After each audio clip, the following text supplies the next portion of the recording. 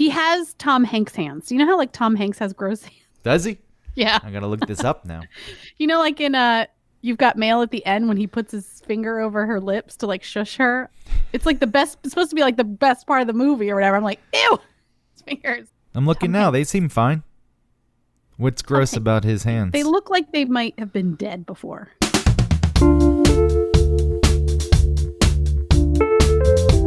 Welcome to One Topic, where we stick to one topic. My name is Autumn Fisher.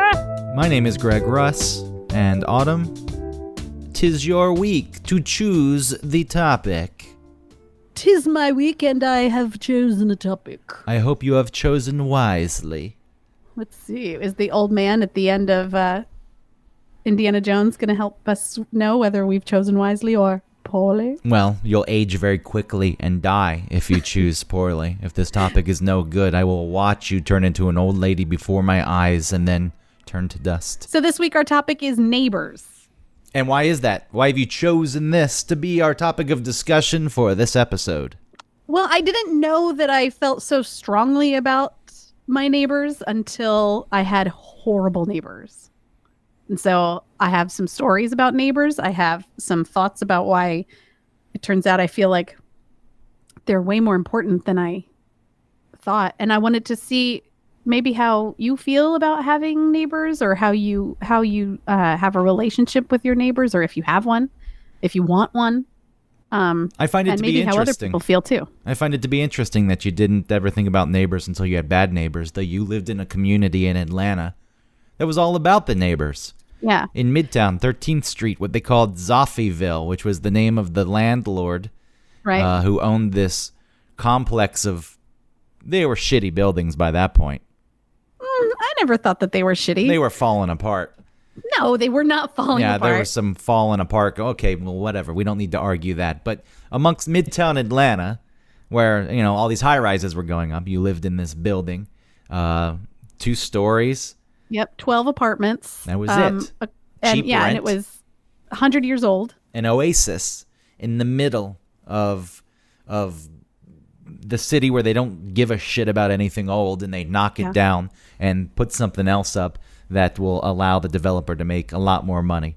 Yes, and that's what they've done. That's what eventually the money got too good for the land. And Zaffi, who is the owner, as we said, he's like 70 years old. I mean, he is Israeli, and so, and you know, in Israel, I guess they have to join the army at a certain point. And he was a musician. He was like, so he knew how to do anything. He could build anything. He could fix anything. And I guess that had to do with his army training. But he was also an artist. He was a musician. That the first time he came to the United States was through this, I don't know, this like tour that he was taking as a part of this group. But he's just this amazing person. He's getting too old to be fixing this, 100-year-old building with, Band-Aids and corks and things. I mean, he really would. I mean, it wasn't falling apart. I disagree. But there were times when he was like fixing cracks in the wall with crumpled up newspapers. Toothpaste. Yeah, put the toothpaste in there in a hair dryer and you've got like no crack. The crack never existed. No, there was some issue with someone's door that he fixed with twigs. Yeah. But it worked. Sure. Okay. And I think you're making the point for me, which doesn't even matter in this case because he sold it fine. He got old. The money was there. I don't blame him for that. But the community that was fostered there, because the people who lived in that complex amongst all these other yuppies was somewhat artistic, creative people, sense of community, and it was very. We had a courtyard that we would come out to all summer, all spring and summer, and then even the winter we got a fire pit that was made out of some old rusted out piece of iron that Zaffi found, because that's what he would bring over. And we would sit out and we would talk, and they would all get high and we would drink, and we had parties, and we were all on a Facebook group together so we could post things to each other. So you didn't care though. You didn't think about neighbors until you moved and you had some crappy ones. It was more that maybe I took it for granted. I took it for granted. I didn't know. Well, I knew that I was never going to find another Zoffieville, but I didn't understand how important a relationship with my neighbors were. I had Ellie while I was there, so I was the only baby. I had the only baby that was born in Zoffieville, and it was just this great, if I had never had kids, I probably would scoff at the idea of needing a village, and like it takes a village, but when you have a village around you, which really just means people who support you and care about you and want to help you, and not even trying super hard to help you, but just people who are there for you if you need them. It really made a huge difference on those early years of my sanity. And because I had Pete when we moved to Laurel, Maryland, where I hated where we lived, and I went cuckoo nuts, like locking myself in the closet and crying. Which we'll get to that. So I think I'm interested in this dynamic, in the switch, and the bigger question about neighbors, which I've thought about quite often, and as a person who doesn't necessarily want to interact with other people, is it better to know your neighbors or not? And I think, within that, knowing them, but how much of a relationship do you want with your neighbors? And I think this varies, obviously, depending on where you live. So, there's people who listen to the show who maybe the closest neighbor is a mile or two away. Mm. So that's an interesting, I assume maybe your neighbors to an extent. You say hello, and maybe you're closer with them because you're not going to see them all the time. But then you have suburban neighborhoods, and the neighbors are there, but you're not living on top of each other. And then in cities where I live, neighbors are everywhere. And that is one of the things that I think it can become overwhelming at times if you're at the point in having relationships with your neighbors that are close. And does that always mean you need to interact with them? So certainly it depends on personality, how social of a being you are to begin with. But ultimately, I would say, I think knowing your neighbors and having some kind of relationship with your neighbors is the way to go. Sure. Just to set this whole thing up. And at some point in my past, maybe I would have thought differently. I don't even know if I would have. I think about the neighbors I had. And I've always enjoyed neighbors. So just starting off as kids, I assume in the neighborhood, there were neighbors, your friends lived in the neighborhood. Did you have friends in the neighborhood? I did. Yeah. Your suburban upbringing? Yeah, in Loganville. Yeah, I would go out and ride my bike until dinner time with the neighbor kids. There was all of that stupid stuff where it's like I had a plastic bag affixed to the front of my bicycle for some reason, I guess to put things in there, whatever I found that I liked. Your little child brain thought that was a nice thing. I got this. Yeah, a way to carry my items. I was hanging out with some kids riding our bikes in a cul-de-sac in part of the neighborhood, and the kid was like, yeah, you need to get rid of that bag, like if you were going to hang out with us. And I really jumped to it. I was like, oh yeah, sure, yes sir, Wait, why do you want you to get rid of the bag? I guess he thought it was lame. Well, he's lame. Yeah. I hope he didn't said hang out pissant once on the bus. Ooh. I thought he was so cool. I bet you fell in love with him immediately at that moment. Dude said pissant. Whoa. And I made friends. Yeah, I had friends throughout the neighborhood. Your parents, assuming, had friends in the neighborhood. Your parents seem like social people. Yeah, they were friendly with both of our neighbors. And then our neighborhood kind of started to go downhill a little bit. And so our neighbors were getting a little crappier as I got older. And that's why we ultimately moved when I was a senior, because this crazy thing went down where this neighbor with a daughter, they were young, she was getting beaten up by her boyfriend while she was holding on to this baby. And so while he went away after he had been roughing her up, I guess, she came over to our house and was hiding from him. Her parents were on the way so that they could help her get out of the house. And I had the baby. I was holding on to the baby while they were next door because I didn't want to go over there next door where this guy might come back and hurt them. So I had the baby, and the parents of the guy came back with him and then started trying to charge into our house. And I ran upstairs with this baby and hid in our closet and just played with the baby until things calmed down. And I had that first boyfriend who was tattooed and big and whatever. And he was a police officer. He wasn't a police officer, but he acted like one. He was like, he got them out of the house, and of course the girl wouldn't press charges on it. You know, it was this whole thing. And I found out later that night when we were going to bed, my mom and dad talked in bed, and she was like, we got to sell this house. You fled the neighborhood.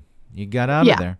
Neighborhoods did change. The neighborhood I grew up in, well, first, you know, my parents were friendly with a lot of our neighbors, which led to me becoming friends. It was timing too. There was a bunch of new parents who moved to the neighborhood, and it was nice, and the kids played, and things did start to change. But there was one family, and there was a kid, but the family wasn't that friendly, and the kid was weird. And this is just me thinking about people who don't engage with their neighbors. And I think he actually was abused by his parents. I don't even think they wanted him. He was an only kid. But even as a kid, you recognize that. It's like strange. Those people don't like to talk to anyone else. So what's going on there? And the house always did seem creepy and scarier to me. Just looking at it, it's like, that's the scary house where the people don't like to interact with other people in the neighborhood. Yeah, you got a vibe from them. There was definitely a vibe. And I think the people who were overly private, it's a strange, I don't want to just assign this, but usually the people who didn't interact with other people in the neighborhood, even on some superficial level, there was something wrong with those people. And maybe I'm wrong in saying that. And a lot of them had overgrown yards, and the house was in disrepair. And it's like, all right, there's something not right with that person. This is a child's brain who didn't really know why I thought that or how to process it. And just, there was a sense of it. It's like, that's weird. There are other people who don't necessarily want to go out of their way to interact with other people, and I guess that's okay. Well, there's a pack mentality, right? Or a herd mentality where it's like, don't disturb the herd. So if you're not sort of acting in accordance with the rest of the group, then it's a little off-putting. So that person is doing their own thing, and maybe, like we've talked about before, it's working for them, but it's not in keeping with the rest of what's going on in the neighborhood. Even if it's just a superficial, like, little things, like saying hello, making small conversation, but continuing to walk, or keeping your front yard looking a certain way. No, I agree. And there's something strange about those people. It's like, what are you hiding? Whether or not that's fair, there's hiding something in that building, that house, whatever it is. But no, going from that, being a kid growing up in that kind of environment where it was normal, there's this part of me that doesn't always like to interact with other people. But one thing I think I found is I've always enjoyed knowing my neighbors. So moving out of my parents' house, my first dorms in college, I loved that. The people around me, I got to know them. It became one of those open door policies, like just come over and hang out whenever you want. And people would come over and they'd flop down on the couch and smoke their pot or whatever was going on at that point. Yeah. And I really enjoyed that. And then it gets to be a point where it's like, well, I don't know if I want this to go on forever with that level of openness. So, that's the danger too, right? Like you open yourself up to your neighbors because you want to, one, be neighborly, and then also to create this sort of like friendly place where you live. And then what if you don't like that person? And then it's like a weird breakup. Yeah, it can be a lot. But overall, it is nice to interact and to get to know your neighbors. And I think, I don't know, like you live in a setting where there are kids, and I think a lot of times kids are a bond that brings neighbors together. But it feels like we're moving away from that. People are becoming so private, and they don't really want to interact with the people they live around. And going back to what I said before, it doesn't necessarily mean that they're hiding something, but I still hold on to that feeling. And when I experience it now, it's strange to me. I don't know what is going on with you. Why wouldn't you want to know the people who live around you? No one's asking to come over for a dinner party or to have long extended conversations. But I think it's an important thing to know the people you live around and to at least have some sort of relationship with them. So in case some kind of shit hit a fan, you had someone to reach out to. Definitely. If they hear you yelling next door and it's not normal, they know how to get in touch with you. But that's definitely, let's say you heard that. Uh-huh. I guess if you had a good relationship with your neighbor, you would reach out to them in some way, even through a text. It's not your business if there's a fight going on, but you could reach out and say, hey, everything all right? Right. When you don't know your neighbors and you hear something like that, I guess you ignore it. You don't want to cross any lines. It's not your place to just show up and pound on the door and say, yo, what's going on? Unless you're complaining, I guess. Right. Well, even that's really tough. I don't know how to do that. Have you ever knocked on someone's door to complain to them? No. But have you wanted to? Usually, I mean, there's an understanding, and I've been lucky enough to live in places where people are somewhat respectful. Mm-hmm. Living in New York, you're going to be around people who are making noise, and we understand that to an extent. But at like 11 p.m., someone practicing their bass? Yeah, it can get to the point. I haven't had to deal with that. When I lived in Atlanta at 1660 Peachtree, the apartment overlooked the pool, and there were some neighbors who went out late at 1 a.m. and they were drunk and loud and swimming, and I wanted to say something to them, but instead I just lit some firecrackers and threw them out the window. Well, I went down from my apartment to an open area. That way they couldn't trace the firecrackers back to my specific apartment. What happened after you did that? It scared them, but they didn't do anything. I heard them talk. Whoa, whoa! And then they said, what the hell? And you hear them cursing and trying to figure it out, and that was the extent of it. That was the only time I really felt like I ever needed to complain. That's kind of the dream, Greg, because I feel like I've wanted to burn someone's apartment to the ground because I'm so angry, but I can't build up the courage to just go and tell them, just to communicate with them, to ask them nicely, because they're being so inconsiderate. I feel like there's no way they're going to take, my feelings into consideration when I come talk to them about this. So really the best option, figure out a way to gas them.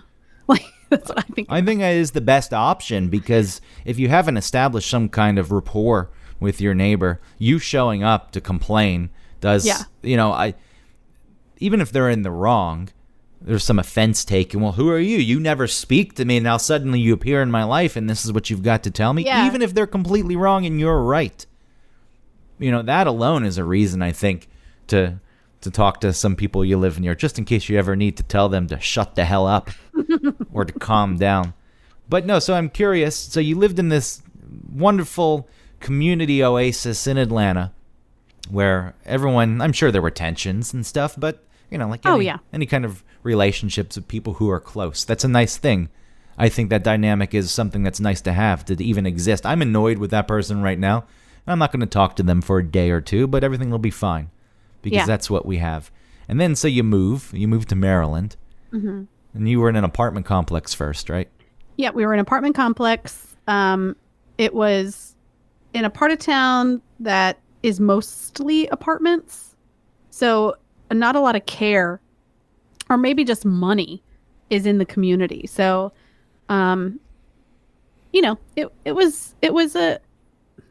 there were fine people in the neighborhood. So upon moving in, did you establish any kind of friendships with the people? Well, that's funny. So I was from this world of Zoffieville where we all knew each other and we all wanted to get to know each other. So I had this weird...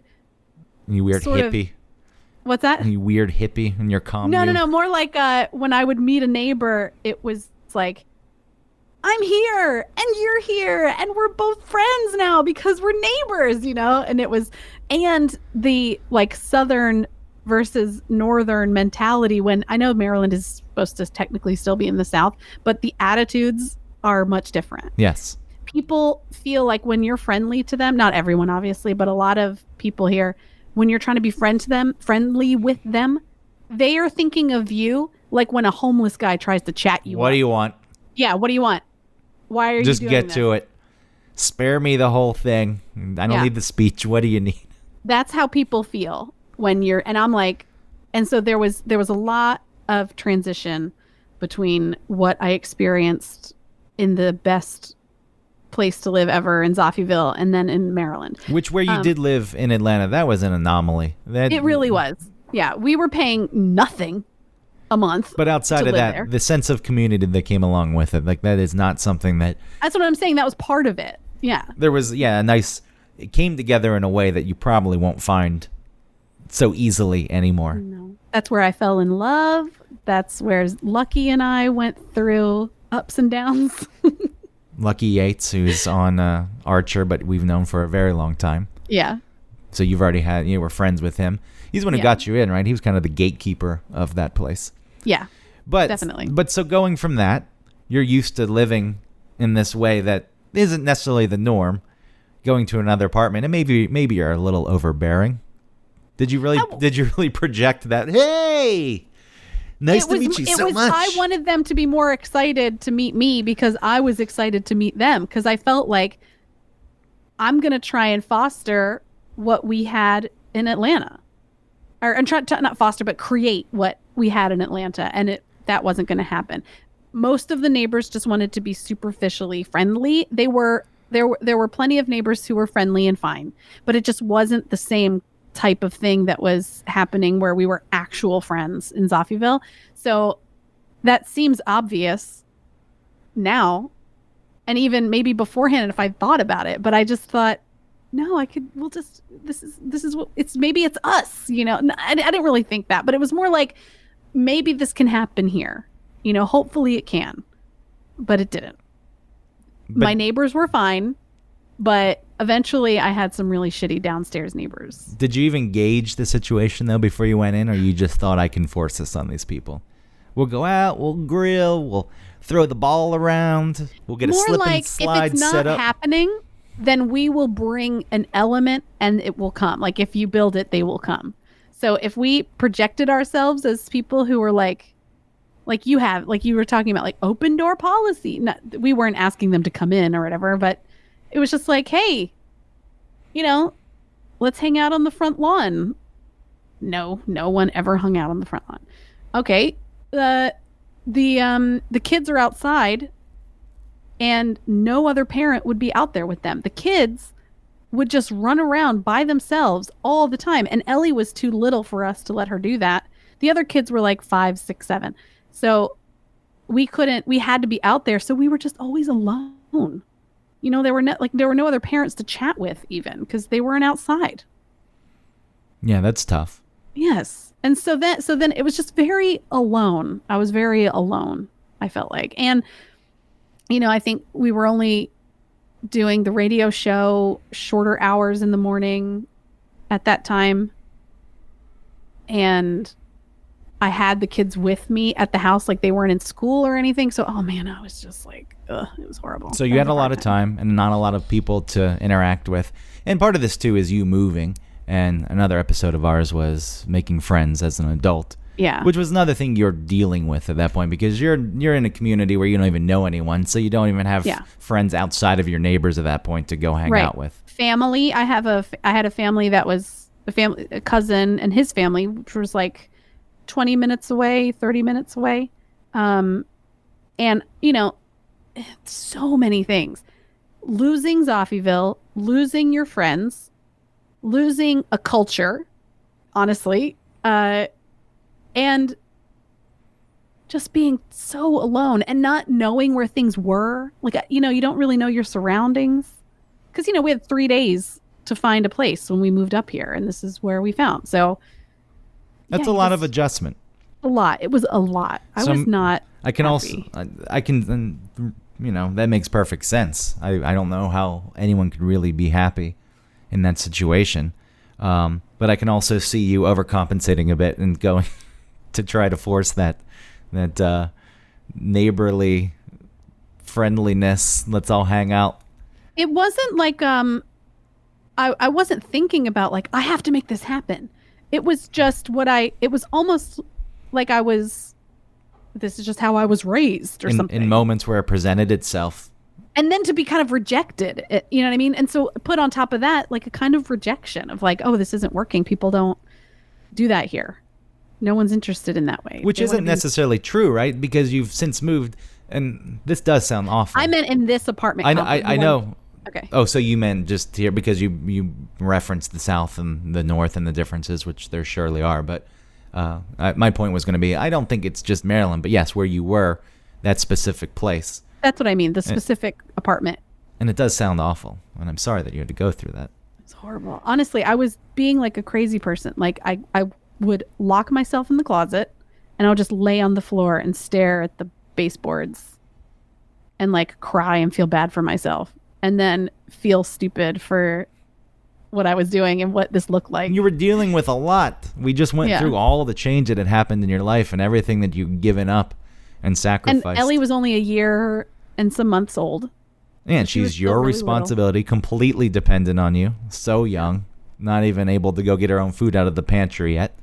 It's a lot. So it was a lot. It was horrible. Staying in the closet and crying, it's an outlet. Yeah. I think that's okay. Don't beat yourself up over that. I know. It was just a hard thing, but then it got worse because then you had these neighbors who moved in downstairs. So once I kind of started to get adjusted to being there, I guess it was like a year and a half, maybe less. We got some new downstairs neighbors, and I made small talk with them. They were cool. She was from Georgia. She lived near Six Flags, and we talked about that. We talked about traffic. Like we made kind of friends. I liked her glasses. She had cool frames. Did she like the? What's that? Did she go to Six Flags? Did you guys bond over talking about the cyclone? She talked about the traffic being horrible around 20 and how the mind bender. The scream machine, it's going backwards. The ninja. That'll give you a whiplash. Yeah, the ninja does give you a whiplash, but nothing like that cyclone. That was awful. Is that the cyclone was the one that was the wooden one? Yeah, the compact wooden one. The scream machine's also wooden, but it's stretched out. The cyclone rip your brain out of your head. I like the Batman ride when that first came out. That's smooth. It's a metal roller coaster. Those are smooth. When you're waiting in line. I didn't like that line so much, though, because it didn't wrap around, which sometimes is annoying, but it was so long. You thought, I'm getting close, and you were never close to the front. It took forever when that was crowded. You had to go up the stairs. Yeah, I just You'd be waiting on those stairs forever. The point was... remember the big splash, not the log flume, but the one that really Splash Waterfalls or something? And there was a Splash Mountain. There was a wall of gum there, which I feel like every amusement park has. Right. No, that wasn't on that. No. No, it was there. I thought that was the Rapids one. No, the one Whitewater Rapids. The one where you get in the circular raft. Yeah. No, this wall of gum. I thought that was the gum tree. Maybe there was some other gum thing there. Yeah. The point is, I feel like every amusement park has just a spot where everyone puts their chewed gum. And just to get back, I was hoping that was a point of connection with your neighbor. Six Flags. You could have talked about this stuff. Remember the gum wall? And you guys would have had a friendship immediately. Yeah, man. I wanted to be friends. I liked her. I felt like we have a connection, right? We're both from Georgia. I was dressed up when I was pregnant with Pete. I was dressed up as a pregnant character from Steven Universe. But I kind of look like Princess Peach a little bit. And so everybody else thought that I was Princess Peach. But the daughter of this woman, our downstairs neighbor daughter, she knew who I was. She was like, "Are you Rose Quartz from Steven Universe?" I was like, "Oh, yes, I am."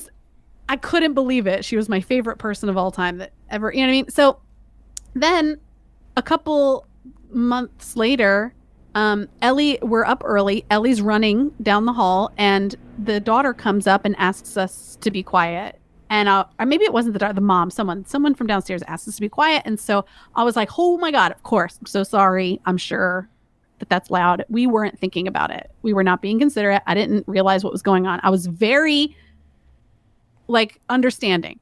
So from then on, we had tried to rein in Ellie's running around, but it just got worse and worse. Not the running, but the complaining. Once we opened the door literally to her complaint, it never stopped. And it would happen so fast. Like Ellie would wake up, and not 15 minutes later, we would get a boom, boom, boom on the floor, or she would text me. They left us this long note on the door about, how what's going on and whatever. And I wrote her back. I texted her back and apologized and told her like, we're trying, whatever. And then the texts just. Wait, so she was taking a broomstick and hitting the ceiling? They would hit the ceiling. She would play super loud, bassy music. To get you back. For hours. Not because she wanted to listen to it, but to get you back? Maybe a little bit of this, maybe a little bit of that. It didn't make sense because the point is that we found out that the daughter is working nights. Not nights, but just working into the night a little bit. Mm-hmm. Because once she graduated, this is when it started. She had graduated from high school, and then she had gotten her first job, and it was like at a TJ Maxx or something. So what was she staying up until like 11? So she was trying to sleep as long as she could, I guess, in the whatever. And so Ellie would wake up. It was like maybe 8:30 or 9, which is early for someone, I understand. But she wouldn't be up for more than like 30 minutes, and something would happen where Ellie would yell, or she would cry, or she would stomp around or something, and we'd get the bang, bang, bang, and then the music, which never made sense because if you're trying to sleep, what are you doing turning on some super loud bassy music? But it was really just to get back at us. Yeah, it's spiteful. So fuck, I hated her. And then like you complain. We complained to the office and they said, we can only do so much. And then we got a complaint. Like they started complaining about us. So the office was calling us. I was like, what the fuck? What are we supposed to do? Ellie is 2 years old, 2.5 years old. How are we going to stop her from moving or crying or having a fit? Chains. Ropes. Chains. Rope or chain her to a chair. Okay. Make her a feral child. Lock her up. Yeah. So I started texting the mom about like now your daughter's playing loud music. We're trying our best, blah, blah, blah. Now you fell into their trap. This is what they wanted. Yeah. Now they got you complaining about them, and then it's a he said, she said, or she said, in this case. But she's like, so yeah.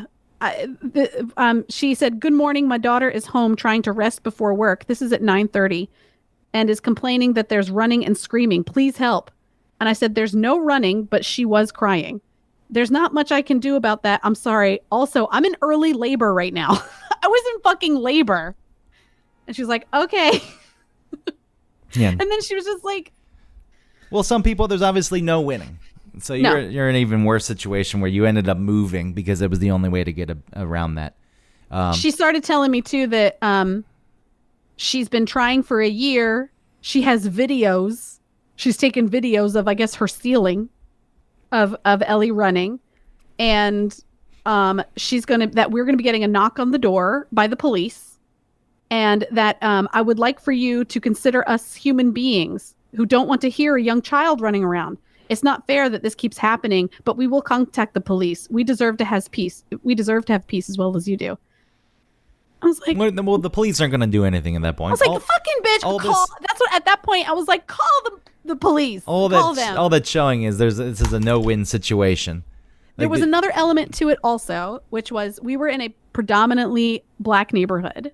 And during that time was like Trump got elected and all of the Black Lives Matter stuff was happening. So you're part of a conservative talk station in Atlanta. That's right.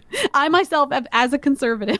I'm not saying that, but the outward appearance, even Eric's show. They don't know about that. Eric being a libertarian, and they did some research. It's not that hard to find. Autumn Fisher, WSB, Sean Hannity. That's a real thing. Know. Yeah, it could have been. Well, even if it was, like, everyone told us to call the police, call non-emergency police on them, and I was like, I can't. Nothing happens. That's pointless. It just stirs things. Non-emergency police come and say the same things you're saying to each other. Hey, just try not to do this. Okay, bye. Yeah, I couldn't, and even if it was something where they would have gotten in trouble, I couldn't do that because that girl was probably 19 years old, number one. Two, we are a white family and they are a black family, and it don't look great, and especially with her saying things like, treat us like human beings. Like, you do not know me. Was she really going? You think she was setting that up? I don't know. Being That's the the thing. white I family don't know. treat us like human beings. I like to think that's not happening. I know that stuff does happen, but listen, if I was just, in my mind, I would say that's not happening because I don't think that way. But it was something like, what if that they used that, or what if that was used against us, not even from them, but just maybe like, I don't know. It could have been seen that way. So I just didn't want to go there with them. But we were just stuck in this limbo of bullshit, and it was so horrible. And then, to make it worse, on Christmas, they had a thing on their door, and it was a Christmas decoration, and it was Darth Vader, and it said Happy Holidays on it. And I loved it. And I was like, you guys, we should be friends. Why aren't we friends? Why do you have to, like... Well, it sounded like... it sounded like... The daughter flipped us off. We were hanging outside with the kids, like playing with the ball. Pete is little. The daughter and the mom are in the car, and they're leaving, and they're flipping us off. Well, there's no winning with these people. Sometimes Right? that's just the way it's set up. It sounded like you went through the proper process. You talked to them. You tried to have a conversation about it. It wasn't working. And at that point, this is on the other person. I don't know what they expect. There's a level of unreasonableness there. You're on the bottom floor. And sometimes you might live below someone. And sometimes that's the only apartment, I guess, that's available. But if you know these things, try to get the top apartment and do the best that you can. You need to be self-aware enough to know that you're an unreasonable piece of trash. Right. That, and there's no winning. If any little thing that living amongst other people in an apartment, which is what that is, right. It's not I know people can't always afford a house or to be separate from other people, and that's just the nature of it. But, But if you do want that experience in an apartment building, you might need to live on the top floor. You got to do the best that you can. And, that's one thing that I don't mind about living in cities is that we do, especially New York, live on top of one another. Mm-hmm. Like if you look at all these buildings, so many of them are apartments, and they're just people shoved into them. You're just surrounded. And they're small.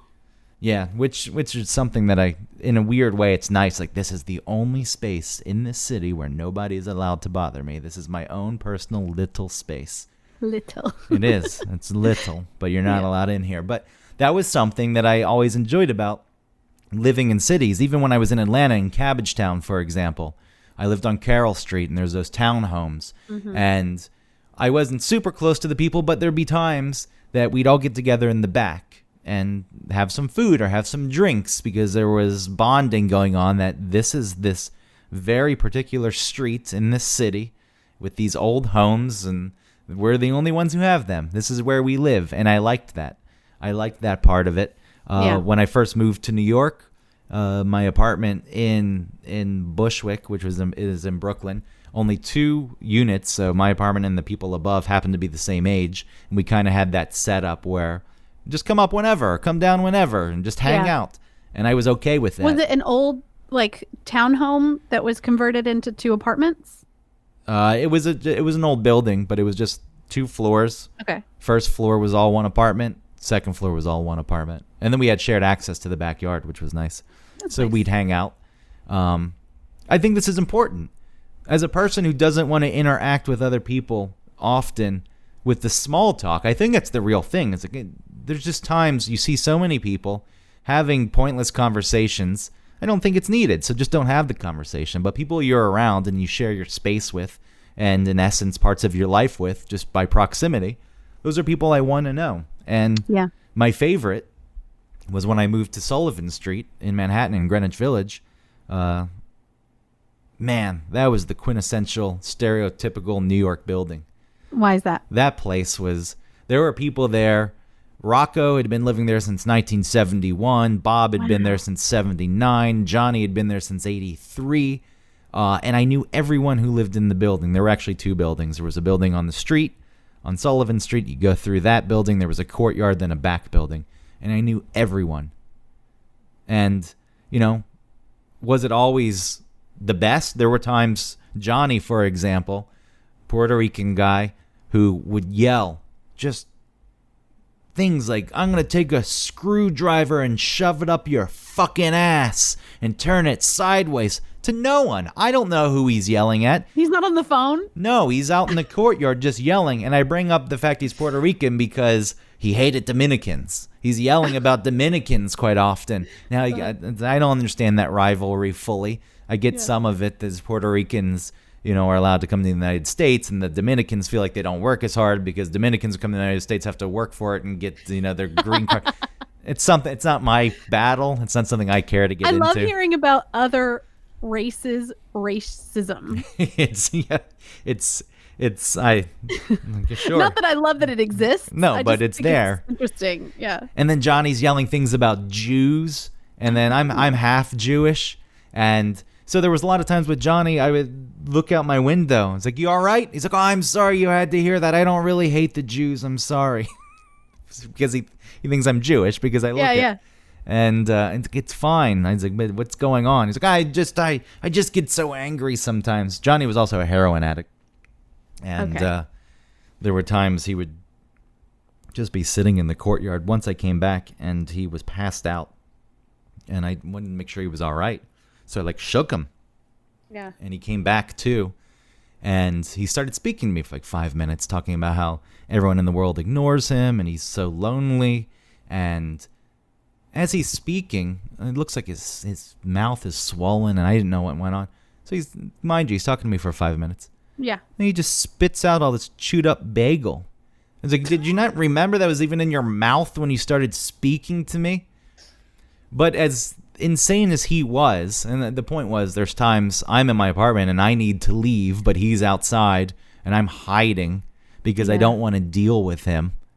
He's one of those guys, if you're on your phone, even a fake phone conversation, he doesn't care. He's going to, and you could just say, I got to go, but there's going to be an interaction that's a little more difficult than it needed to be.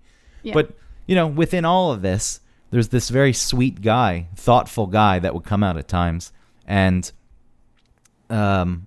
his dog died. He had this dog, Roxy, and he knocked on my door and Roxy died.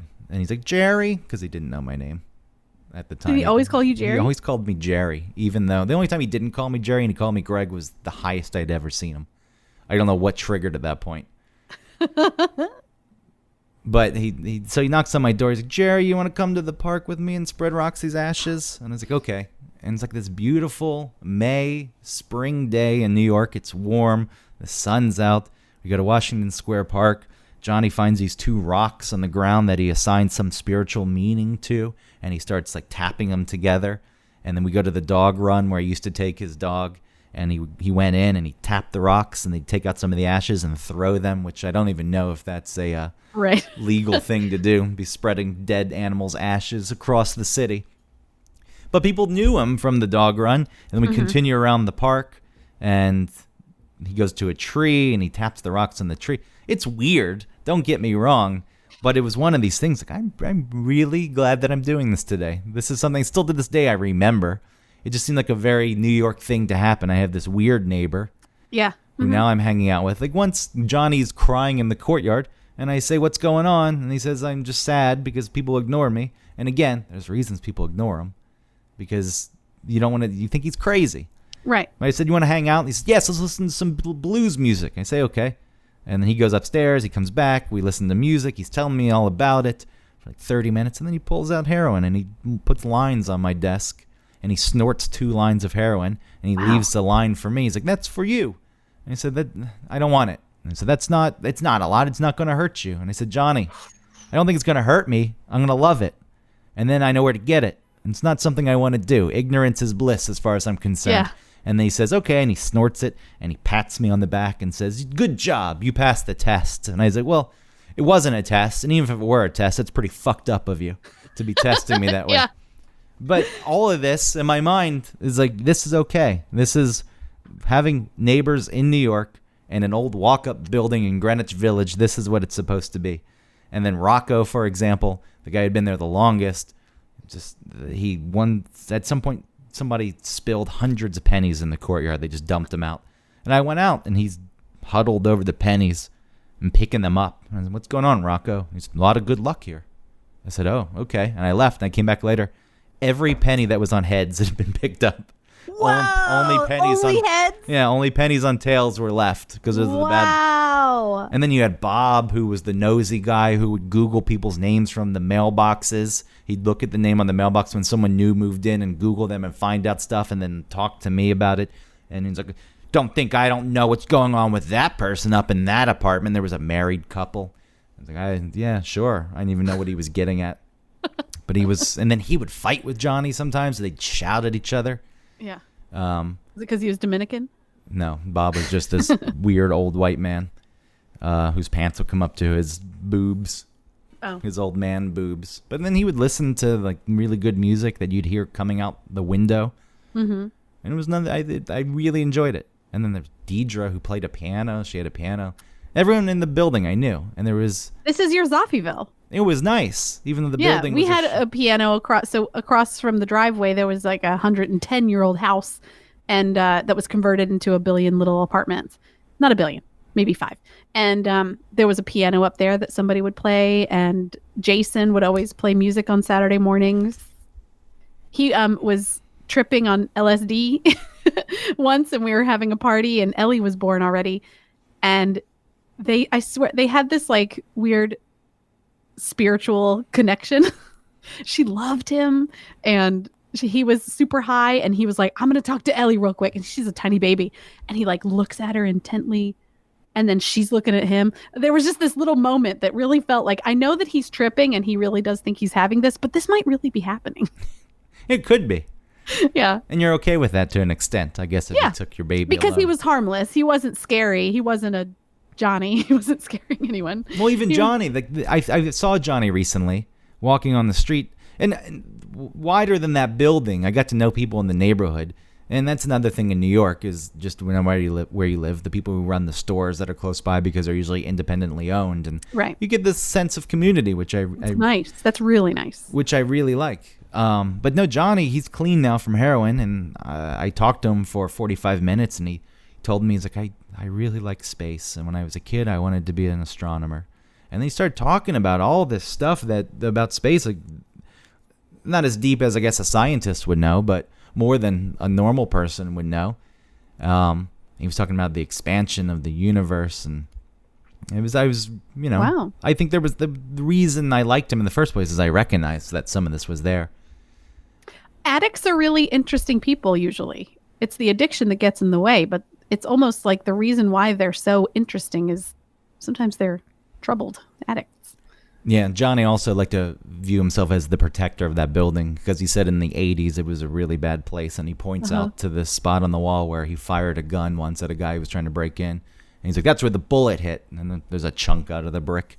Yeah. Yeah, whether or not that's true, I don't know. But what I like about it is that we're all living in this city together, and we're all then, when you get to the building, sharing the same kind of space, and we're sharing this experience. So why not? There's a bunch of different kind of people who live here, all different walks of life, all different levels of weird, and it doesn't bother me if, you talked about, do people make noise?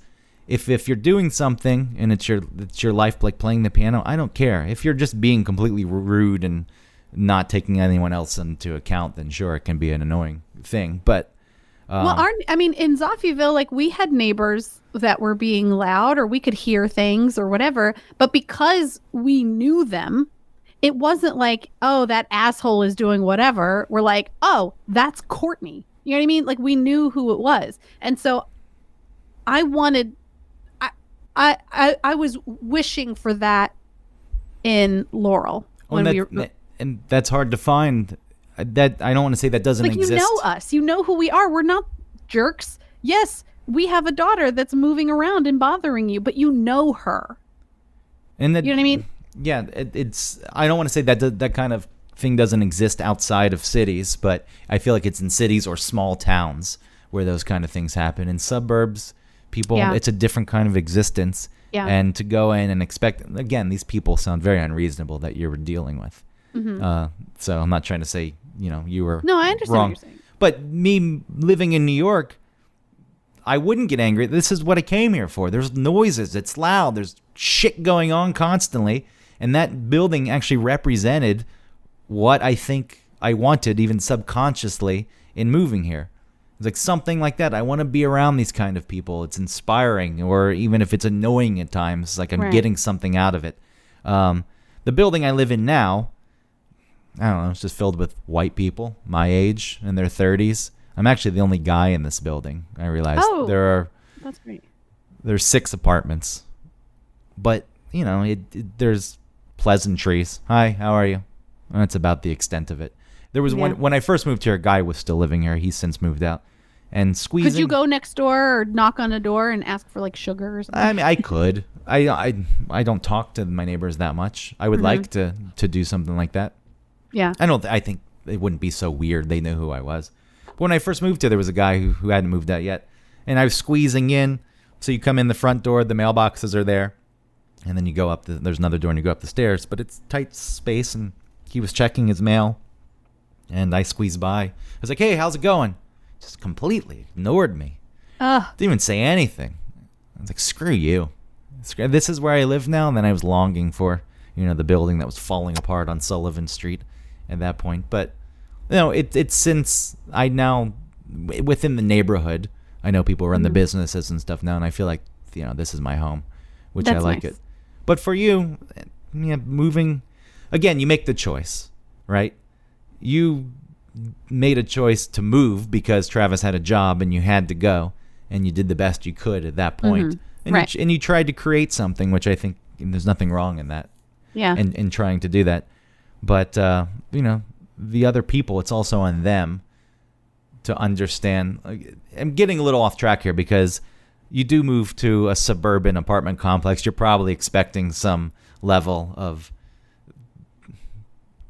pleasantries? Privacy, I was going to say. More so. You're not living in a city where you expect people to be on top of you and talking to you constantly. But I mean, if you think about it, you're in a suburban setting, and so there are probably going to be more families. Certainly there are more families. So you run the risk. And you're also living in an apartment complex, so you do know what comes along with that. Well, thankfully, we broke the lease so that we could leave because I couldn't handle life. Because I also had Pete, and I was like postpartum. It was trouble. So we had to get out. So we got out, and now we're in Crofton, and we're inside of this little circle. There's a parkway that goes around, and it's real small. It's like 3 miles around, and there's something called like living inside the circle. It used to be a gated community. Wow, yeah, fancy. It's around a country club. You're living the life. But that is set up in a different way, even if the gate's no longer there. Yeah. It is set up in a manner. It's like, well, the people in here are all in here together. Yeah. This is a thing they're doing. And I know it's a much better situation for you, right? Oh my God, it's so much better. Everybody here, like, it's such a family. In some ways, like the younger me looking for somewhere to live that was cool, which I still want to do eventually. Like once I'm done raising these kids, like I want to live in a city. But right now it's just perfect. It's suburban hell, but it's perfect. There's a ton of families here. There are a ton of family activities to do here. All the kids play outside together. There's the school district is amazing. It's just like a really nice neighborhood. The city hall for Crofton is down the street from us, and it's like a house. It's just a house.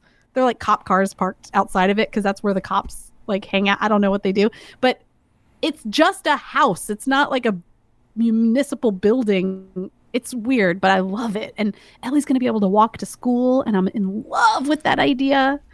Our neighbors are really cool. I'm getting closer with our neighbors. They've always been friendly, but just especially like our neighbor. We have a neighbor down the way that doesn't have any kids, but she's married, and her husband live there. And they are kind of missing living in the city, but they bought the house here. But they kind of like wish that they could walk places. They were living in Baltimore before. And so we kind of miss that too. So a part of us is not, like we're not just lame parents. we're also cool people. So you think. So we think. That's the we sign like of to a think lame of parent. ourselves that way. That's the sign of a lame parent. We're not lame. Yeah. Hey, come on, let's do the new dubstep. Can you teach me how to Dougie? I don't even know what that Dutchie? is. Wait, Dutchie? I fucked it up because I'm not cool. But no, they want to hang out and we want to hang out. And like they gave us a bunch of we have a bunch of herbs that we gave them, and they gave us herbs that we don't have that they're growing, and I made them some bread, and they're just really cool. And our neighbors next door are really helpful, like just and they're doing cool things to us too. Like the mom's texting us real quick to say like, hey, I need to run out to the store, would you mind like keeping an eye on Sam next door? I'm like, oh yeah, sure. That kind of thing, like asking me for a favor and it being kind of an imposition, but knowing that I won't care and I'm more than happy to be imposed upon. It's that kind of relationship here that's really, really nice. It's not the same as Zoffieville. No one is trying to like be as enmeshed as we were in Zoffieville, but it's so much better. And that's what I mean, where like I didn't realize how much I needed. And maybe it was just because of being a parent now. And I need more support. This is a need for me, I guess. Is I need more people around me to lean on, to have a conversation with as a grown-up with the other person. I don't know. And I'm wondering if other people feel that way. You know, do other moms and like dads, I guess, are they trying to sort of be a hermit crab and not be friendly with their neighbors, or are they also looking for connection? Probably both.